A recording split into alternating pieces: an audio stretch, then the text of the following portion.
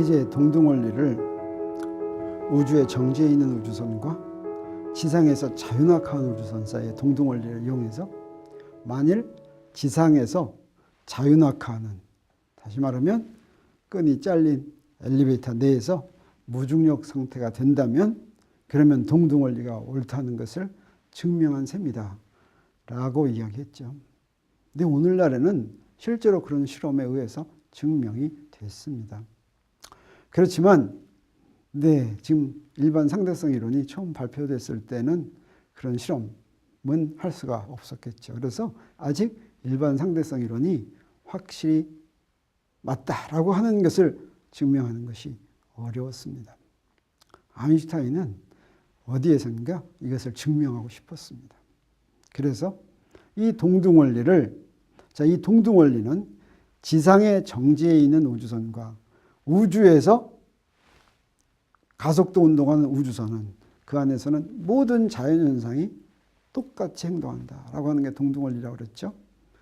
자, 이 동등원리를 이용해서 무엇인가 이 동등원리가 맞다고 하는 것을 증명할 방법을 찾으려다가 찾았습니다.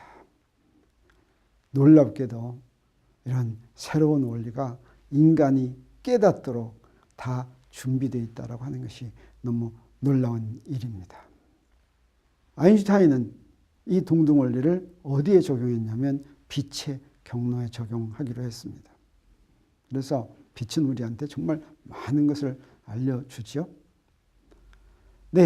이제 빛을 우주선에서 보냅니다. 빛이 가는 것은 지상에서 빛이 움직이는 것이 어떻게 될까 우리 상상하는 것보다 이 동등원리는 사고실험으로 하는 것이니까 이제 우주 한복판에 우주선이 있다고 그러겠어요. 그래가지고 여기 그림에 있는 것처럼 우주선의 한쪽에 레이저 발생장치가 있습니다. 레이저를 보내는 거예요. 레이저 발생장치 아주 쉽죠. 이렇게 누르면 팍 나오죠. 지금 우주선이 정지해 있을 때 레이저를 탁 하면은 어디에 그 레이저 빛이 비추겠습니까? 이렇게 수평으로 딱 비추면 바로 앞에 벽에, 바로 마주보는 벽에 이제 그 레이저 광선이 가서 비치겠죠. 그래서 실험하기도 쉬울 것 같아요.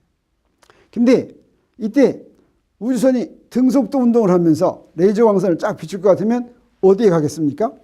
우주선이 위로 점점 올라가고 있으면, 등속도로 올라가고 있으면 레이저 광선이 밑으로 내려가겠습니까? 위로 가겠습니까? 똑같이 앞으로 가겠습니까?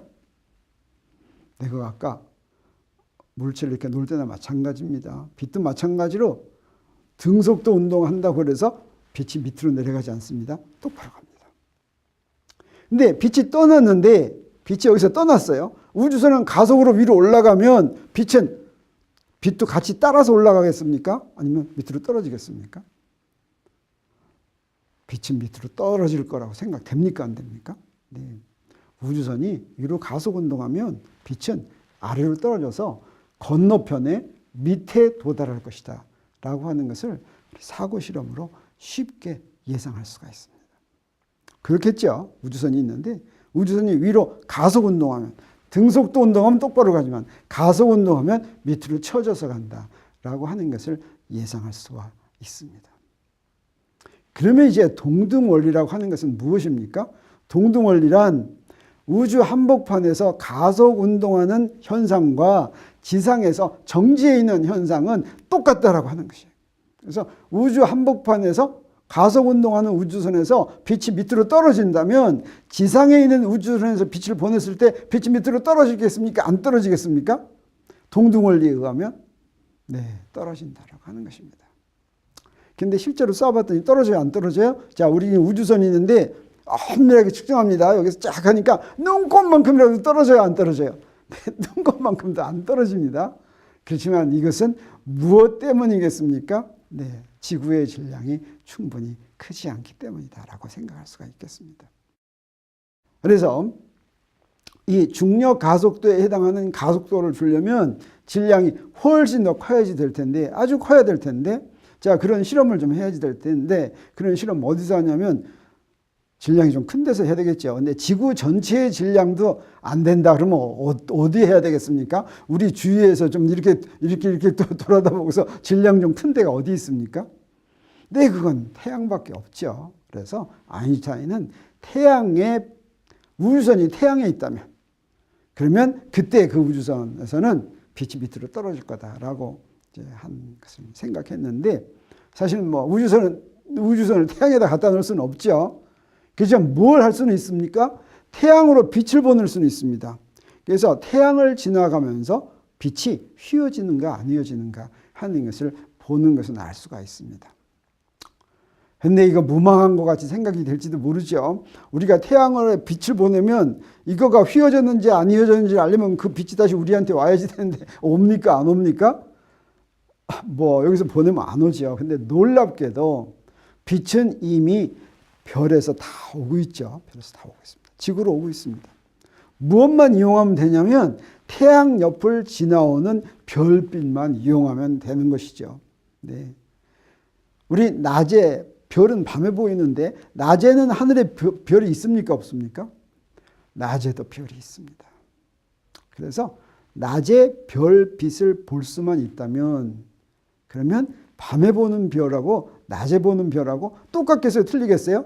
자, 낮과 밤은 그냥 지구가 한 바퀴 도는 것밖에 다른 게 없죠. 자, 별들은 그 자리에 그대로 있습니다. 자, 낮에 보는 별과 밤에 보는 별은 무엇이 차이가 나냐면 별로 차이가 안 나요. 똑같아요, 사실은.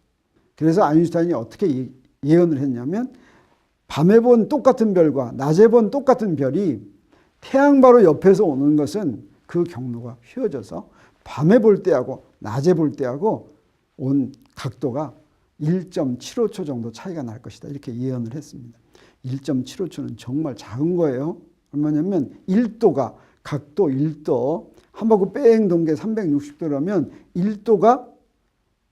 1도를 나눴을 때 1분은 1도의 60분의 1이 1분입니다. 그리고 또 1분의 60분의 1이 1초예요. 따라서 1초는 1도의 3600분의 1입니다. 그러니까 1.75초는 엄청 조금 차이 나는 것이죠.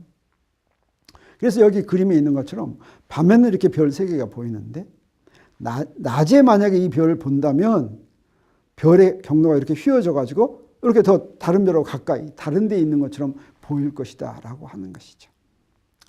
네, 근데 낮에 별 볼 수 있습니까 없습니까? 낮에 별 보기 힘들죠. 그런데 놀랍게도 낮에도 별을 볼 수 있는 것이 이미 준비되어 있었습니다. 여러분은 그런 거 경험해 봤는지 모르겠어요. 그게 바로 개기일식입니다. 근데 부분일식 이때는 별 안 보여요. 근데 개기일식은 하늘에 별이 보입니다. 그렇게 캄캄해집니다. 자, 여러분은 언제 한번 개기일식 일어나는 거 본 적이 있는지 모르겠어요. 나는 개인적으로 내가 중학교 3학년 때 그게 벌써 1963년인가 그래요. 굉장히 오래됐죠. 네, 그때 개기일식이 있었어요. 그래가지고 학교에서 일찍 끝났어요. 중학교 때였는데. 근데 하늘이 깜깜합니다. 낮인데 하늘이 깜깜해서 밤고 뜨니까 굉장히 무서웠어요. 근데 그 개기일식이 일어난다 그래서 지구 전체에서 다 개기일식이 되는 게 아니에요. 극히 일부만 개기일식이 됩니다. 그래서 뭐 중국 어디에서 개기일식 뭐 이렇게 일부만 됩니다. 네, 아인슈타인이 바로 이런 것을 이제 예언을 하고서 일반 상대성 이론이 옳다는 증거가 여기서 찾을 수 있을 것이다 라고 했는데 이때가 이제 지금 뭐 하고 있을 때였냐면 제1차 세계대전이 일어나가지고 막 싸울 때였어요. 아인슈타인은 어느 나라 사람이었습니까? 독일 사람이었어요. 그런데 영국 사람인 아서 에딩턴이라고 하는 사람이 1919년 5월 29일 날 서부 아프리카 프린시페 섬에서 개기일식이 일어난다라고 하는 이야기를 듣고서 거기서 진짜 아인슈타인 예언을 확인해 보겠다고 생각했습니다. 그래서 탐험대를 이끌고 갔습니다. 그때는 사실은 거기서 폭풍이 불어가지고 기상도 굉장히 안 좋았다 그래요. 그런데 측정을 성공했습니다. 그랬더니 얼마가 나왔냐면 밤에 측정한 별빛과 낮에 측정한 별빛의 차이가 1.6 더하기 빼기 0.31초였어요. 그러니까 더하기 빼기 0.31초는 여러 가지 측정 기계 때문에 생기는 오차죠. 따라서 아인슈타인이 예언한 각도가 얼마였냐면 1.75초였죠. 따라서 1.6 더하기 0.317초는 바로 오차 범위 안에 들었습니다. 이 얘기는 무슨 얘기입니까? 아인슈타인의 일반 상대성 이론이 또 동등 이론이 옳다라고 하는 것입니다. 이것이 바로 직접 증거가 됐습니다.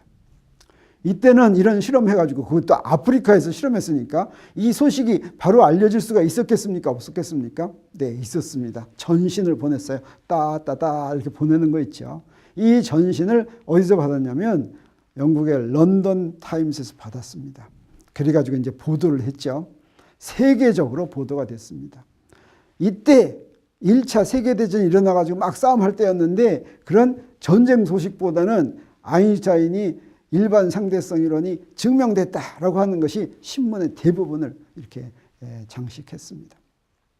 1905년 특상대성 이론 발표했을 때는 사실은 아인슈타인이 굉장히 유명해졌지만 그때는 학자들 사이에 유명한 것이었습니다. 근데 일반 상대성 이론이 옳다는 것이 밝혀진 뒤에는 아인슈타인은 그야말로 전 세계의 모든 일반 대중들 사이에서도 유명한 인사가 되었던 것입니다.